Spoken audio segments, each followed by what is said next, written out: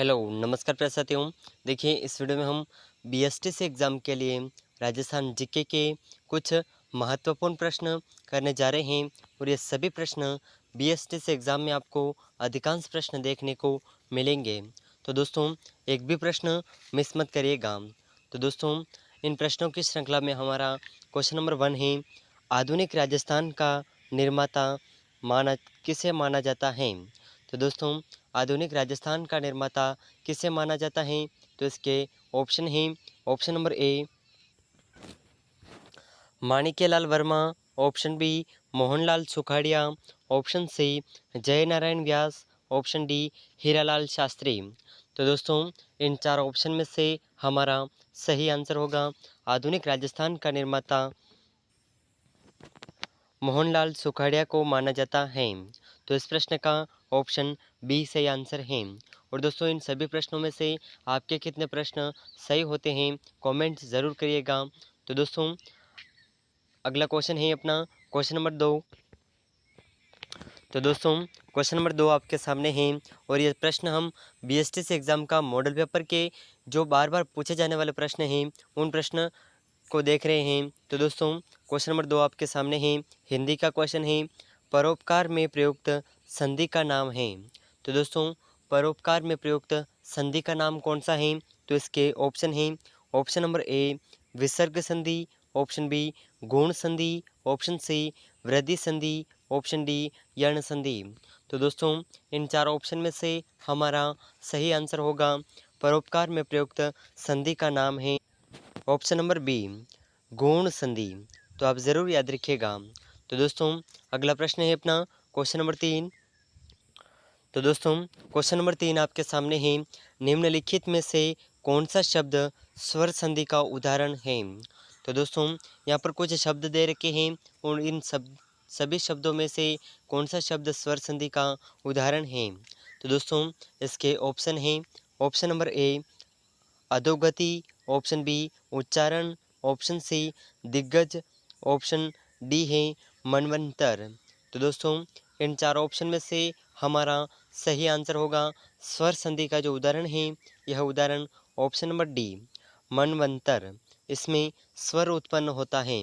तो दोस्तों इस प्रश्न का ऑप्शन डी से आंसर है। तो दोस्तों अगला प्रश्न है अपना question number 4।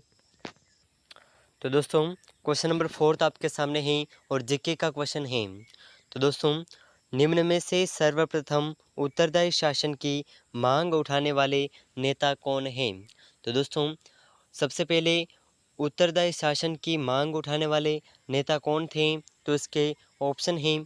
Option number A Vijay Singh Pathik, option B Gopal Sinkarwa, option D Jamnalal Bajaj, option D Damodar Lal Vyas. तो दोस्तों इन चार ऑप्शन में से हमारा सही आंसर होगा उत्तरदायी शासन की मांग उठाने वाले नेता हैं option number C Jamnalal Bajaj.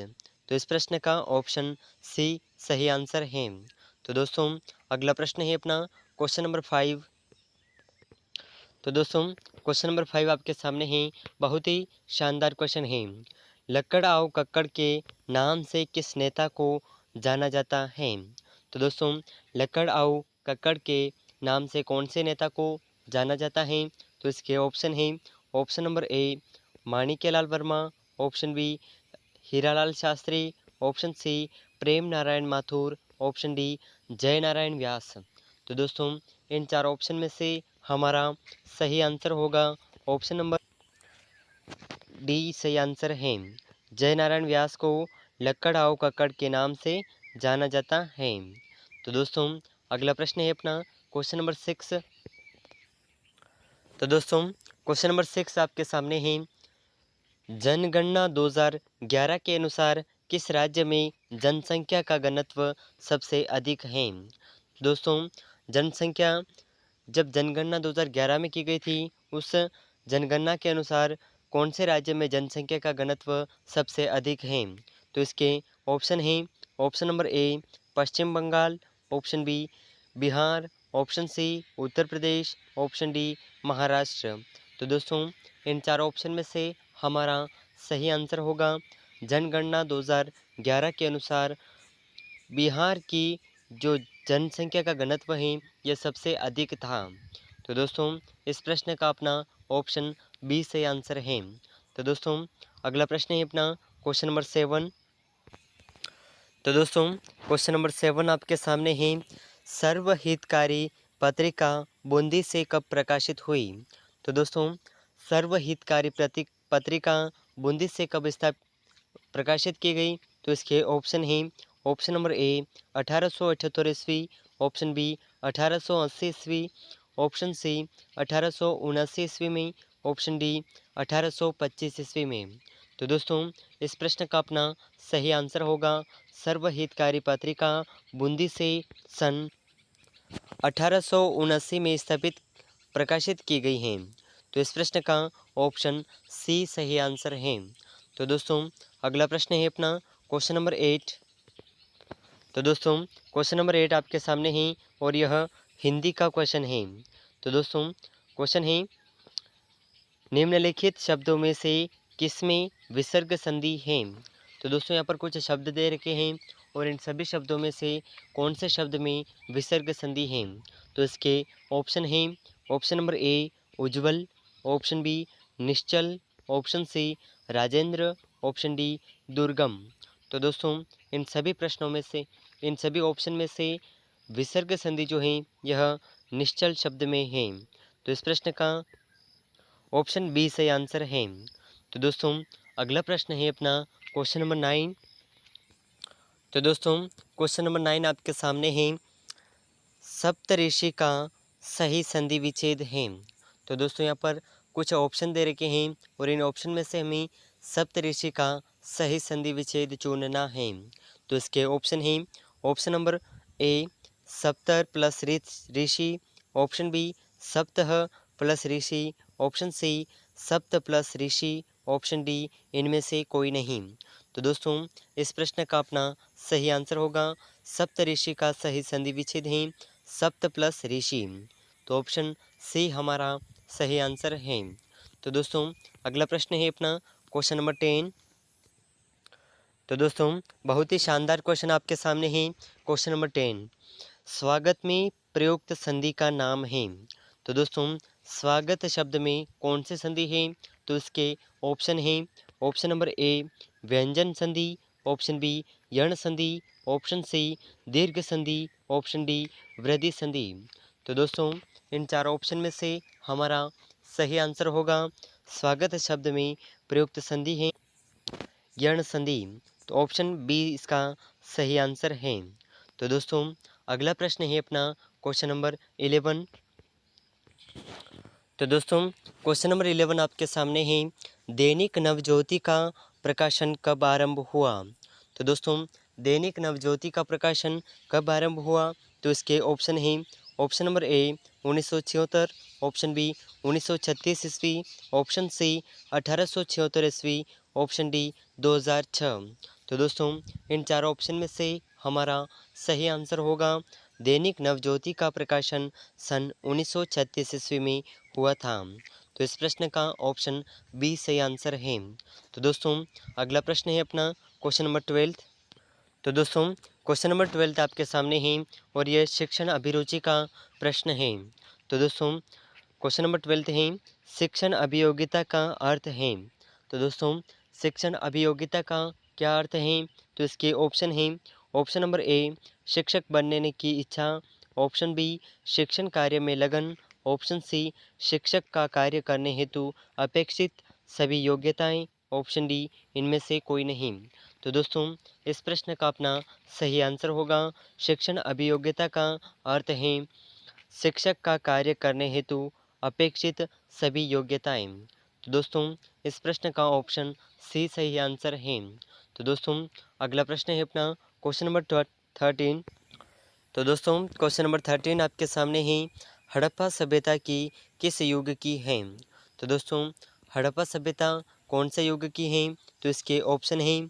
Option number ए ताम्र युगीन, ऑप्शन बी कांस्य युगीन, ऑप्शन सी लोह युगीन, ऑप्शन डी पाषाण युगीन। तो दोस्तों इन चारों ऑप्शन में से हमारा सही आंसर होगा हड़प्पा सभ्यता कांस्य युगीन है। तो इस प्रश्न का ऑप्शन बी सही आंसर है। तो दोस्तों अगला प्रश्न है अपना क्वेश्चन नंबर 14। तो दोस्तों क्वेश्चन नंबर 14 आपके सामने है और बहुत ही शानदार क्वेश्चन है। अगर आपको इसका आंसर पहले से आता है तो कमेंट ज़रूर करिएगा। तो दोस्तों क्वेश्चन नंबर 14 आपके सामने है।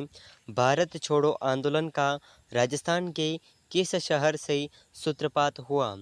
तो दोस्तों भारत जो छोड़ो आंदोलन का जो राजस्थान से जो सूत्रपात हुआ यह कौन से ज़िले से हुआ है? तो इसके ऑप्शन हैं। Option number A Udaipur, option B Kota, option C Jodhpur, option D Jaipur. तो दोस्तों इस प्रश्न का अपना सही आंसर होगा यह जोधपुर से इसका सूत्रपात हुआ था। तो इसका ऑप्शन सी सही आंसर है। तो अगला प्रश्न है क्वेश्चन नंबर 15। तो दोस्तों क्वेश्चन नंबर 15 आपके सामने है। निम्न में से मत्स्य संघ का नाम किसके द्वारा दिया गया? तो दोस्तों मत्स्य संघ का नाम किसके द्वारा दिया गया है? तो इसके ऑप्शन हैं। ऑप्शन नंबर ए सरदार पटेल द्वारा, ऑप्शन बी के.एम. मुंशी द्वारा, ऑप्शन सी वीपी मेनन द्वारा, ऑप्शन डी फजल अली द्वारा। तो दोस्तों इन चारों ऑप्शन में से हमारा सही आंसर होगा मत्स्य संघ का नाम के.एम. मुंशी द्वारा दिया गया था। तो इस प्रश्न का ऑप्शन बी सही आंसर है। तो दोस्तों अगला प्रश्न है अपना क्वेश्चन नंबर 16। तो दोस्तों क्वेश्चन नंबर 16 आपके सामने है। मत्स्य संघ को 1949 में राजस्थान का भाग किस तिथि को बनाया गया? तो दोस्तों मत्स्य संघ को 1949 में राजस्थान का भाग कौन सी दिनांक या तिथि को बनाया गया है? तो इसके ऑप्शन हैं। ऑप्शन नंबर ए 10 मई, ऑप्शन बी 16 मई, ऑप्शन सी 20 मई, ऑप्शन डी 15 मई। तो दोस्तों इन चारों ऑप्शन में से हमारा सही आंसर होगा इसे 15 मई को राजस्थान का भाग बनाया गया था। तो दोस्तों अगला प्रश्न है अपना क्वेश्चन नंबर 17। तो दोस्तों क्वेश्चन नंबर 17 आपके सामने है।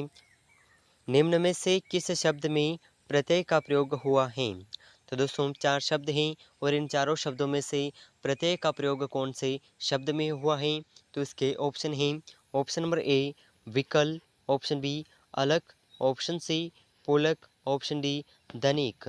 तो दोस्तों इन चारों ऑप्शन में से हमारा सही आंसर होगा धनिक शब्द में प्रत्यय का प्रयोग हुआ है। तो इस प्रश्न का ऑप्शन डी सही आंसर है। तो दोस्तों अगला प्रश्न है क्वेश्चन नंबर 18। तो दोस्तों क्वेश्चन नंबर 18 आपके सामने है। राज्य पुनर्गठन आयोग की अभिशंसा से राजस्थान को कौन सा क्षेत्र मिला? तो दोस्तों राजस्थान को जो क्षेत्र मिले हैं उनके नाम हैं। Option number A Ajmer, option B Abu, option C Sunil Tappa, option D उपरोक्त सभी। तो दोस्तों राज्य पुनर्गठन आयोग की अभिशंसा से राजस्थान को ये सभी क्षेत्र मिले हैं। तो इस प्रश्न का ऑप्शन डी सही आंसर है। तो दोस्तों अगला प्रश्न है अपना क्वेश्चन नंबर 19। तो दोस्तों क्वेश्चन नंबर 19 आपके सामने ही। सिस्मोग्राफ किसे मापने के लिए काम में लाया जाता है? तो दोस्तों सिस्मोग्राफ कौन से तरंगों को मापने के लिए लाया जाता है? तो इसके ऑप्शन हैं। ऑप्शन नंबर ए सागरीय तरंगों को, ऑप्शन बी ज्वार और बाटे को, ऑप्शन सी भूकंपीय तरंगों को, ऑप्शन डी इनमें से कोई नहीं। तो दोस्तों इस प्रश्न का अपना सही आंसर होगा सिस्मोग्राफ भूकंपीय तरंगों को मापने के लिए काम में लाया जाता है। तो दोस्तों अगला प्रश्न है अपना क्वेश्चन नंबर 20। तो दोस्तों क्वेश्चन नंबर 20 आपके सामने है। अजमेर मेरवाड़ा को उसकी अलग व्यवस्था के कारण किस श्रेणी के अंतर्गत रखा गया? तो दोस्तों अजमेर और मेरवाड़ा को कौन सी श्रेणी में रखा गया था? तो इसके ऑप्शन हैं। ऑप्शन नंबर ए श्रेणी में, ऑप्शन बी श्रेणी में, सी श्रेणी में, ऑप्शन डी श्रेणी में। तो दोस्तों इन चार ऑप्शन में से अजमेर और मेरवाड़ा को उसकी अलग व्यवस्था के कारण सी श्रेणी में रखा गया था। तो इस प्रश्न का ऑप्शन सी हमारा सही आंसर है। तो दोस्तों आज के इस क्लास में हमने राजस्थान जीके के मॉडल पेपर के कुछ 20 महत्वपूर्ण प्रश्न किए हैं और ये सभी प्रश्न बीएसटीसी एग्ज़ाम में बार बार रिपीट हुए हैं और आगे भी होंगे। और इन सभी प्रश्नों में से अधिकांश प्रश्न आपको बीएसटीसी एग्ज़ाम में देखने को मिलेंगे। तो दोस्तों, अगर आप चैनल पर नए हैं तो चैनल को सब्सक्राइब कर लीजिएगा। वीडियो को अभी तक लाइक नहीं किया है तो वीडियो को एक लाइक ज़रूर कर दीजिएगा। और राजस्थान जीके की ऐसे ही महत्वपूर्ण क्लासेस पाने के लिए हमारे साथ जुड़े रहिएगा। और दोस्तों, इन सभी प्रश्नों में से आपके कितने प्रश्न सही हुए हैं हमें कमेंट में ज़रूर बताइएगा। तो दोस्तों, मिलते हैं नेक्स्ट वीडियो में। तब तक के लिए जय हिंद, जय भारत।